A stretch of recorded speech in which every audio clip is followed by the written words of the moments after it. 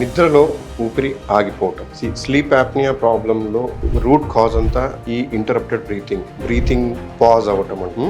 దీని మూలాన ఏమవుతుందంటే గాలి వెళ్ళేటప్పుడు మనకి ఏదైతే విండ్ పైపు గాలి వెళ్ళే దారి మూసుకుపోవటం మూలాన దే డోంట్ బ్రీత్ ఇన్.